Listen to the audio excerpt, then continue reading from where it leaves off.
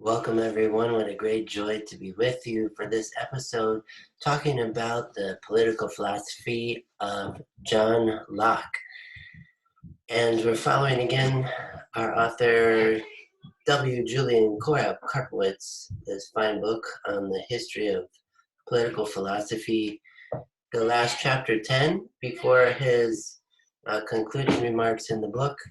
And again, a joy to be with you. I try to work through about 30 or so points as fast as possible, helping to unpack Locke's ideas and what they are in themselves, and in some ways relating them to some previous thinkers that we have studied. So to begin, John Locke, philosopher, political theorist, studied at Oxford, was really a polymath. He studied all these different subjects and including medicine and natural science and the classics. Known as the father of modern liberalism. And when we say liberalism in this sense, it's not like liberal in US politics today or something. It's not like the political left. It actually would align with what we would in US politics call the political right, the Republican Party, more capitalist kind of free market ideas, less government involvement, things like that. So when we say modern liberalism in the sense of political philosophy, we're not saying politically liberal, but actually it's very confusing. Something that today in 21st century politics in the United States, for example, this political liberalism is actually affiliated more with the political right in these ideas. So liberalism is, in a sense, a promotion of human freedom and autonomy of the individual, self-initiating economic activity. Things like that is what is meant by liberalism in this sense. So Locke, on page 184, picking up on some points, really adopted a modern scientific view in the empirical method, similar to his contemporary Thomas Hobbes in this respect, who we read was influenced by Francis Bacon. John Locke studied with, I'm sorry if there's noise in the background, my children are in the house running the halls and bouncing basketballs and other things, so hopefully it's not too disruptive for this video. Okay, so John Locke, influenced by Robert Boyle, for example, one of the scientists who had established the Royal Society in England in 1660. So John Locke, very influenced by modern scientific worldview, empirical method, scientific method, and this view of things in the world, a kind of economics of nature, even. What you put in is what you get out, kind of ideas. And I'm trying to form his anthropology around this basis. But it's very much this natural science sensibility that would also be influential in a Scottish neighbor later on, next generation, David Hume, and this radical empiricism that continues to grow. So we locate John Locke on this kind of trajectory, which very much comes out of England, Scotland territories at this point in human history. Also coming in the aftermath again of the Protestant Reformation in the 16th century, Locke being born in 1632, so the next century. The Church of England is well established at this point. Protestantism in England is very proliferating, and John Locke is Protestant guy, we're going to see here. So it's really interesting how his ideas are coming out of these kinds of influences: natural science, studying the classics, and liberal arts at Oxford, Protestant theology, Calvinist kind of concepts as they continue to influence the Puritan movements in England. Page 186, end of first full paragraph. John Locke's writings eventually gain such wide acceptance they become almost national orthodoxy in England. This is interesting, as these writings are an expression of the English political experience of which he was an interpreter, an experience that has significantly contributed to this development of liberal thought in the terms of liberalism. So much is going on in England at this time and politically, and Locke eventually becomes involved in this, affiliated with what was known as the Whig Party, and in this British sense, not to be confused with the American Whig Party that happens later in history. But this original Whig Party, from a Scottish word referring to cattle drivers, or like the country bumpkins, is a kind of pejorative term that the royalists would leverage at people like John Locke. So John Locke was against the idea of absolute monarchy. It was more in favor of what would be called a constitutional monarchism. So more in favor of the parliament side of things than the crown side of things, you could say. So hope this makes some level of sense, but trying to push for less government domination and involvement in things economic and civil society. So again, liberalism concept. So we see that page 188 into page 189. 5 lines down. In support of his argument, Locke draws a distinction between public and private spheres and identifies religious matters with the private sphere and civil matters with the public sphere. This is really interesting, and these thoughts contribute even today to this movement that we would call spiritual but not religious movement in popular culture, where there's a vague sense and belief in God, a kind of deist idea, but not getting too involved in institutional church life or things like that and calling it good. So this distinction between public sphere and private sphere, and religion is relegated to this private sphere. Do what you want in the private. Don't bring up a lot of this faith and church stuff in this political realm. So growing idea of separation of church and state, for sure, with this idea too. And so Locke is very much about the idea of religious tolerance, except for, in his time, Catholics are atheists. So a religious tolerance around Protestant new forming denominations, again with the Reformed Church or Calvinist influence on the Anglican Church, the Puritan movement, independent churches like the Baptist Church, the Presbyterians in Scotland, things like this. So he's all about religious toleration among Protestants, but not for Catholics, because Catholics are seen to support this more absolute monarchism, things that seems to align better with the hierarchical concepts of Catholic ecclesiology, and so he doesn't like the Catholic religion for this reason. And atheists are in a way too far removed from social convention or the power of law. Atheists may be seen as more anarchical in a Lockean concept. So he doesn't really promote toleration for Catholics and atheists, but more so for all these various shades of Protestantism. Further down on page 189, try not to get too bogged down in these different details. Last few sentences in the middle of the section that ends in the middle of 189. Locke's writings, his philosophical works, signaling this birth of liberalism, setting forth the essential liberal belief that governments are instituted for no purpose other than to secure the civil peace and property of the citizenry.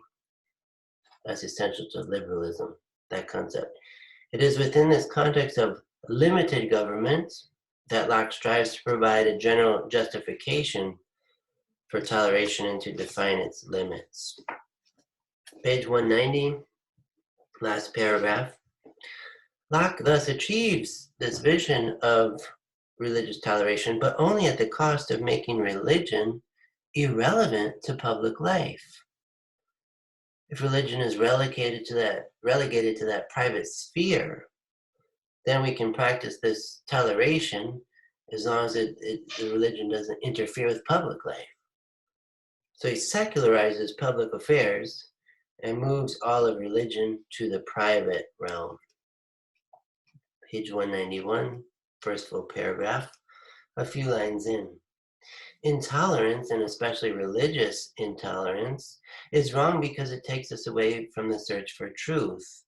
So this is where he says a positive concept about religious tolerance is that if we're intolerant, then we have this very biased, prejudiced worldview that will close itself off to the fullness of truth. So there's a more Catholic idea there with Locke, that this intolerance itself could cut us off from parts of discovering parts of truth as we think toward the whole.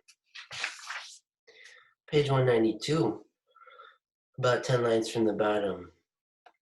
So Locke's general view of toleration, it should serve the pursuit of truth, should also be limited by the good of society. It should not extend to what is commonly considered as vice, and it should not apply to those who, once in power, would deny it to others. So toleration, too, has its limits for Locke, in that it's not saying tolerate everything in a relativistic kind of way, but we don't tolerate vice, and we don't tolerate this reluctance to apply toleration in a universal way for those who are in positions of power. And that's what his fear about a Catholic monarch, which kind of came and went in these series after King Henry VIII, but that a Catholic monarch would be intolerant and therefore close the door on the possibility of discovering truth in its fullness. This is Locke's concept, not the Catholic concept. Actually, I would argue toward the same end, but saying that within Catholicism itself, this is the greatest thinking toward the whole, and so on. We'll go into more of that for now. Trying to stick with Locke's ideas. Page 193, first paragraph, last sentence of the new section. Locke sets out to demonstrate that legitimate government is constitutionally limited and exists only by the consent of the governed, and that this is true because all human beings are naturally free. It's a more democratic concept of democracy, in that all of the people who are governed consent to being governed, and that the point of government exists to promote the free industry of individual human beings, and sees itself as constitutionally limited. This is that idea of constitutional monarchism, that the Constitution as text and as ideals rule more so than an individual person, an individual monarch. So he wants to put the accent again on limiting powers of the powerful through checks and balances, through the role of Parliament in relation to the Crown. And this is something that is quite different than Machiavelli, let's say.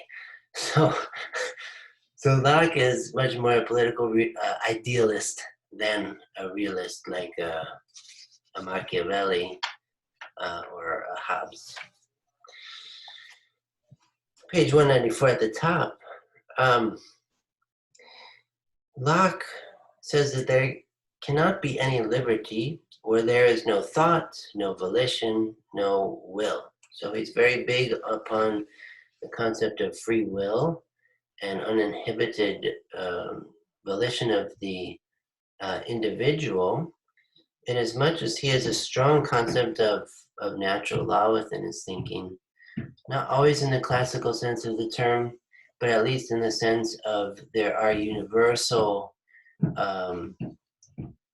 virtuous ways of being in the world that are the standard for any kind of positive law and any kind of political organization. While for Hobbes, human will and desire are identical. For Locke, he distinguishes between the two. So that we may have these various passions, desires, but we need to use reason to distinguish between those desires that will lead in positive directions and those that are going to lead in negative directions. In the place of adjudicating between the two is the will.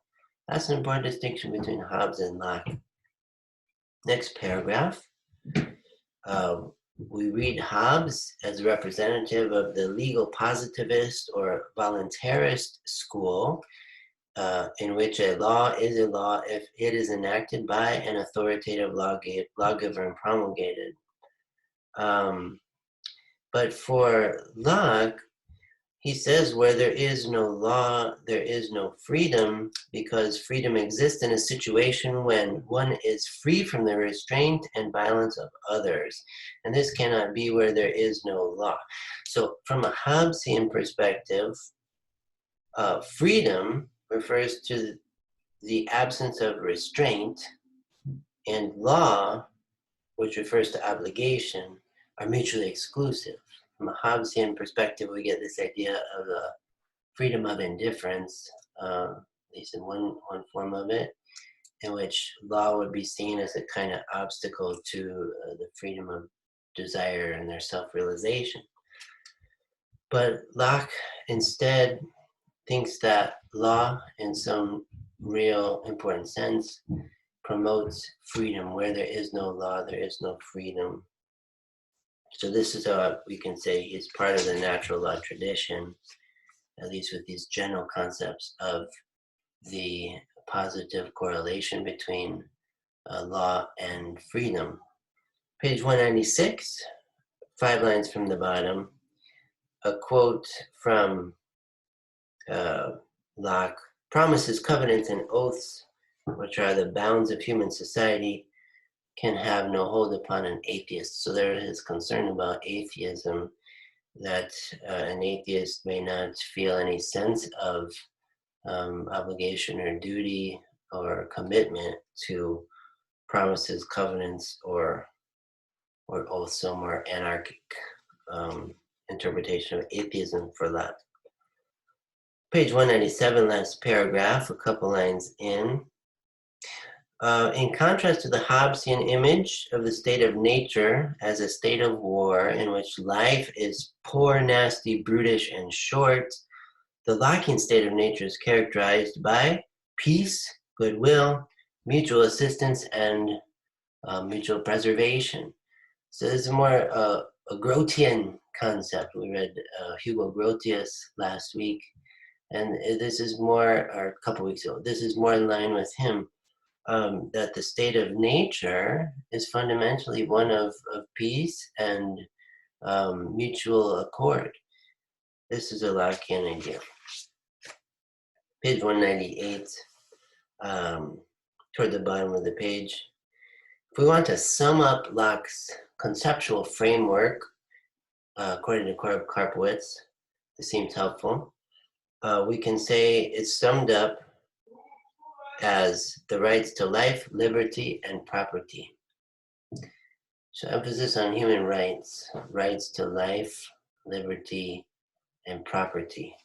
We're going to read here how Locke understands the concept of property is really twofold. property of the person. So, for example, my own self is my own property, nobody else's. And the values that I interpret within the world are my own, and I should have a rightful autonomous agency to determine what is of value in this world. And that's a big part of property. That's the core of Locke's idea of property begins there. And the second idea has to do with various material goods and capital or money. Page 202, last paragraph. Locke thus rejects the Hobbesian idea that right is merely an arbitrary term whose meaning depends on the will of the sovereign. There is, Locke argues, a natural standard of right that is expressed in natural law and should be incorporated in the positive laws of society. So on page 204, again, to unpack the two meanings of property, about 8 lines down, 204. One refers to the rights of a person, and the other refers to the ownership of things or external objects. In the middle of 204, for Locke, everyone has a property in his own person. This nobody has any right to but himself. And then further down, labor, individual labor, belongs to the individual who works. It is an extension of his personality and his freedom. That's a very important idea with Locke, very humanizing idea, a very anti-socialist or communist idea, that labor does not belong to the state. It belongs to me, an individual person who works out of an individual and autonomous will to labor. And this idea of a will toward meaningful labor. I work and I do what I find meaningful and valuable and worthwhile. And so the labor I do, the work I do, is an extension of my very personality and freedom. Very important concept, which is very visible in Catholic social teaching too, this kind of concept. It's corroborated all the more, extended all the more, and supported all the more in Catholic social teaching related to its origin in God, and even going back to the early Genesis texts about the goodness of work for us human beings in creation. So we find our meaning in work, not just because it's self-determined from a Catholic perspective, but because it finds its ultimate meaning in God and for the sake of God and bringing glory to God. So if we want to get theological here, we have to take many more steps along the road of thought. But at least to think with Locke about the dignity of work rooted in the dignity of the person, that's an important point. Bottom of 204. Work is not merely an activity by means of which human beings provide for the sustenance of their lives. It is an operation through which they infuse things with value. This type of labor involves the initiative of the free agent who introduces something new, his own person, into the natural environment. So, again, reinforcing that point. Page 205, moving toward the middle of the page, advocating for a kind of simple lifestyle. The original state of nature, people live a simple life, confining their desires within the narrow bounds of each man's small property. So this kind of idyllic vision with John Locke about work, as we're going to see some kind of abusive stretching out of his thought as we go here, but the original kernel of a concept is that work obtains for us what we need for survival but we need to enjoy the good things of life. And it's not meant to be an avaricious kind of pursuit in itself, but there's a goodness and dignity to work that corresponds with an individual or nuclear family's needs for sustenance, and not just a stockpiling of goods and an avaricious accumulation of things. That's not the original idea of Locke, but we'll see how things get a bit stretched here as we go. Page 206, thinking about the central concept of property in the work of Locke. One of the forms of property is what is called capital, or wealth. Money is a primary form of property. It's an important concept for Locke, and on one hand, Locke is saying we shouldn't, in and through our labors, try to accumulate all these goods that are going to spoil and become wasted. That is contrary to natural law. But the careful thing about money is that it's a good that you accumulate and it doesn't spoil, like food or livestock, or things that'll get rusty and corrode over time. But money is a slippery concept, because here's where greed can set in. There's no limit to growth of capital that doesn't spoil. When you have money in the bank, when you have this accumulation of wealth that is protected by law, it's not going to vanish. It's there. You can go to court about it. It's yours. There's no limit to how much I could gain, how much I could accumulate, how much I could invest and reinvest in. So this is an important connection here on page 206, I think, that Karpowitz makes to a sociological analysis of things. Locke writes that the world is given to the use of the industrious and rational, and not to the fancy or covetousness of the quarrelsome and contentious. But that first point, the world is given to the use of the industrious and the rational. They are lords of the universe. The industrious and the rational. These are the highest values in Locke's thought. To live this way. People should live this way, he's saying. But if this is the case, we have a sociologist who comes along later, Max Weber, and he calls this vision of life the Protestant ethic, a value system that emerged among the Puritan middle class around Locke's time. Central theme, the doctrine of the calling. Sometimes it's called the prosperity gospel.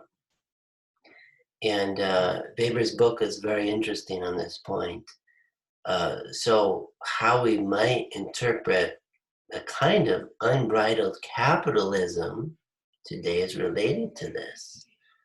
And it's no surprise that the United States is the front runner of this on a national scale in the world.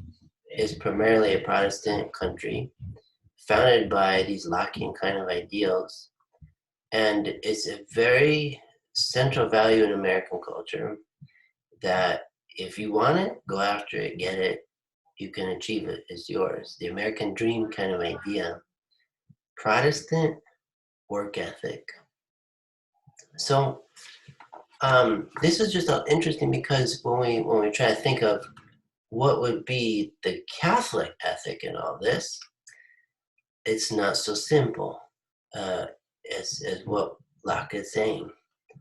We're going to find next week, when we study the writings of Pope St. John Paul II, that there's a wider, more panoramic view within the Catholic concept of economics.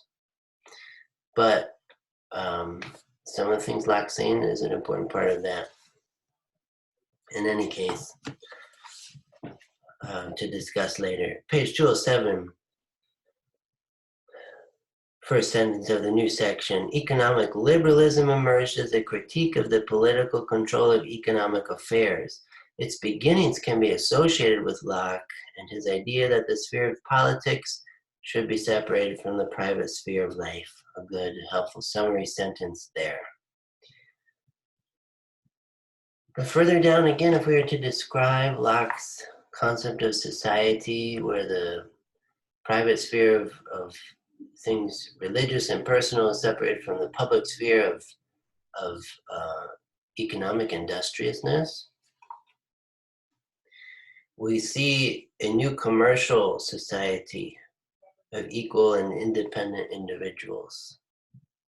And this is kind of the vision of Locke.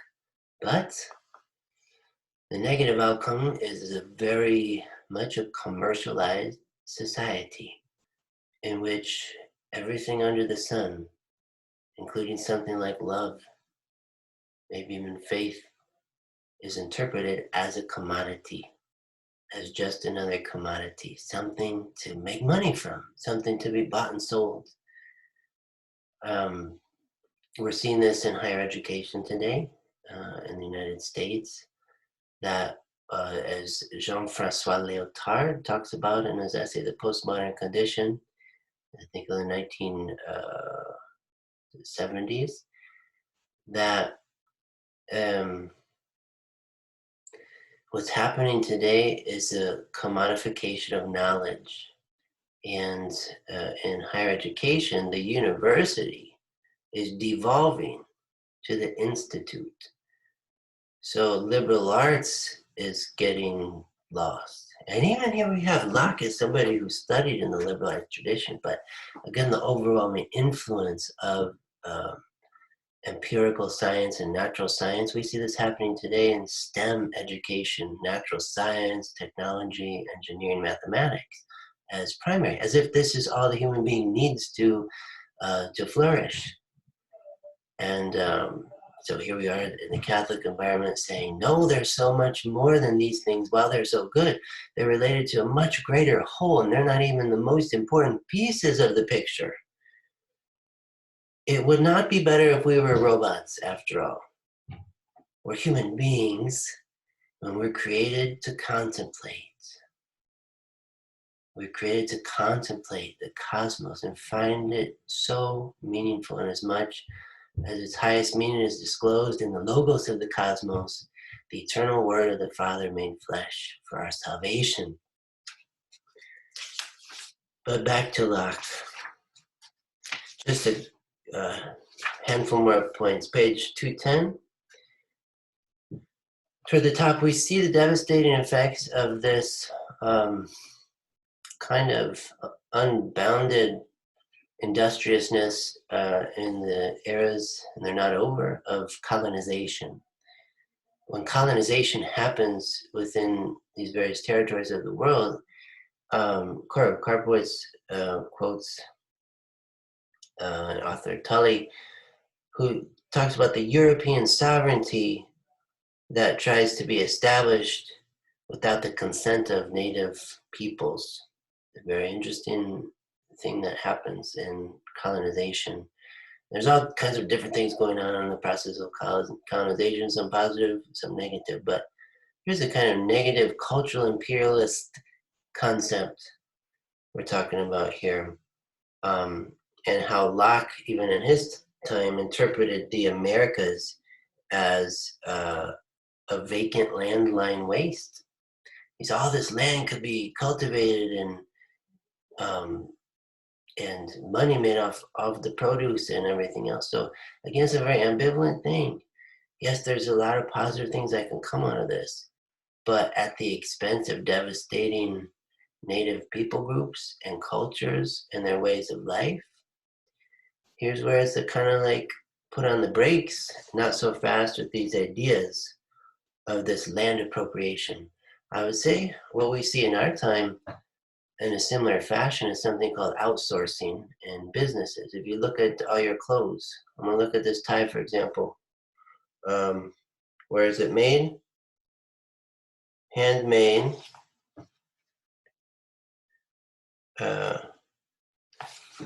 Italy.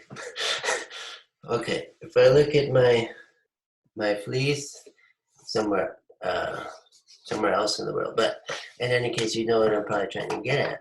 Economic exploitation, exploitation of peoples, cheaper labor, stuff called sweatshops, violation of labor rights in so many places in the world for a greater productivity of a company. I'm here from Detroit, Michigan, and I think a lot of different things have happened in the automotive industry in terms of outsourcing. Again, there's positive features, there's also negative features. We have to be mindful of all of this. And this is the point that Korab Karpowitz brings home at the end, pages 211 and following. First paragraph toward the bottom, 211. In the milieu of civil society, the social arrangement that Locke proposes, desires are not only unlimited in scope, which they certainly are. We experience this as human beings. Our desires are unlimited in scope, but also structured to lead to economic success. That's how Locke sees it. So desire is not bad in as much as it is an impetus for productivity. But there's no limit. And this is where we might wonder, are there certain limits, parameters, boundaries that should be in place within the economic sector to promote the dignity of the person so we're not trampled by ourselves in our utopia of productivity. In such an environment, of which today's secularized Western societies could serve as a case in point, there is increasingly less place for a genuine religious belief. So this is that danger of separating the public and private spheres and relegating religion to the private sphere. There is no place of it in society. And so here's the equation. If there's no limit to my desires for productivity, for flourishing, for accumulation of capital, for securing my private property, etc., then I've spent 24/7 in these pursuits and I lose reason to take a break. There's no Sabbath for the totalitarianism of liberalism. There's no Sabbath. There's no break in the action. The factory doesn't stop. And so this is the culture in which we live, largely in part. Secularization is happening hand in hand with unlimited vision of productivity, in which when I see prayer or adoration as something that would be an obstacle and obstruct greater productivity, greater work, and all these things. And so here's a dangerous thing that can happen, I think does happen quite often, with the idol of productivity, profit, capital, and this self-sufficient achievement. A maximization of utility, we read further in 211, unlimited acquisition, which may be identified in an idolatrous way with the ultimate good. So this is where we might wonder that relationship between Thomas Hobbes and John Locke. As Karpowitz says, it's a question, did they know each other? Did they ever cross paths? Kind of doesn't seem to be known, but sometimes their ideas are quite parallel to each other, even for all the times they seem to be contrary to each other. Some wonder if Locke might be Hobbes in disguise. Karpowitz argues against those things, but nevertheless, it's kind of interesting. He points that out in the bottom of 211. But in any case, we do see a kind of genealogy of thought from both Hobbes and Locke to what would be called neo or post-Lockean liberalism, represented by exponents of the utilitarian tradition, Jeremy Bentham and James Stuart Mill, who aimed at a rationalist ethics, dispensed with the notion of natural law as obsolete, and replaced it with the principle of utility. That's very big in our times. Karol Wojtyła writes against such ideas in his 1960 book, Love and Responsibility, trying to retrieve, from a philosophical standpoint, the Kantian personalistic norm based in the categorical imperative. That's another topic. Okay, just a couple last points. I'm sorry this is such a protracted video. This is the longest chapter, I think, in the book, and a lot to say and sum up. So you can see a nice long quote toward the bottom of page 212, beginning with nevertheless. Goes on. Top of 213.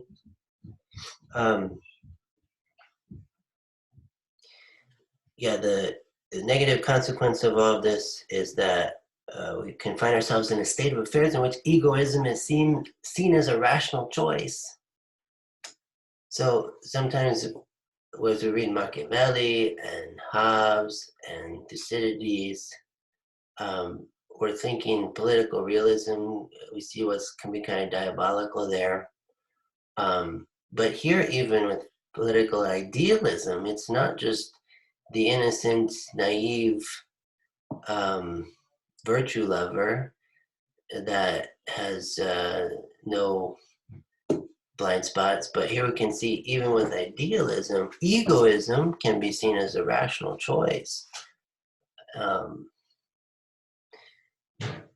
based in a kind of concept of natural law connected to self-preservation and the promotion of the good of oneself, perhaps above the rest, especially within a very competitive context, hermeneutics of competition. So further down on 213, again, this economic and political plenum that Locke seems to have in mind, in the same breath, can be a social and spiritual void. We can become very egotistical, very individualistic, and so what's happening in our time is a radical individualism that is fueled by a lot of these ideas. Karpowitz, really toward the end here, is starting to lay down his cards, and his final thought on this chapter, bottom of 213, a rethinking of liberalism. Here's the positive payoff from the author. A rethinking of liberalism suggests a classical solution, returning to the origins of Western civilization and restating the question of virtue in a more comprehensive, responsible way. And that's how he ends the book, page 222. To sum up, as I said, Karp was just kind of finally laying down his cards at the end of these 10 chapters, considering the history of the Western political philosophical tradition. In the very end, he says, uprooted from any foundations and basically homeless, postmodern individuals find themselves floating in a boundless universe that offers freedom, or at least the sense of freedom, but no orientation. So good. And this is where the church comes into play. If you've watched all the way up until this point, thank you so much. Thank you for your faithfulness. Good and faithful steward. Here's where the church comes into play. Orienting us to the purpose of life, of work, of meaning. Ad orientem. Facing east. Facing the face of Christ who faces us. So Karpowitz doesn't get into all these liturgical images here, but that's what I think of when he says We lack orientation. Orient the East. Political philosophy without Christ is pure ideology. Christ, Jesus, prevents us from intellectual reductionism and those strongholds of ideology, whether to the right or to the left of the political spectrum.